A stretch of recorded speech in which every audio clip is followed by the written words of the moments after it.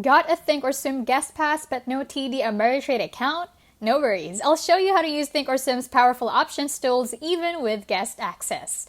Welcome to How to Literally, where we keep it smart, simple, and scam-free. Today, I'm walking you through how to explore ThinkOrSwim's options trading features using just the guest pass. With the guest pass, you can download ThinkOrSwim and explore the platform fully in paper trading mode. This means you can practice trading options, test strategies, and get familiar with the interface, all without real money or a TD Ameritrade account. Start by opening the Trade tab and enter any stock ticker like AAPL or TSLA to see the options chain.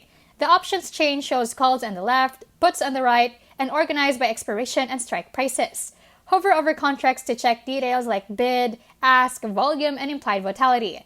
Click on a contract's ask price to simulate buying or the bid price to simulate selling. Fill in the number of contracts, select order type, and send order. It goes to the paper trading account so no real money is involved. This is perfect for testing strategies and learning how orders work. Remember, with a guest pass, you can't place real trades or fund an account.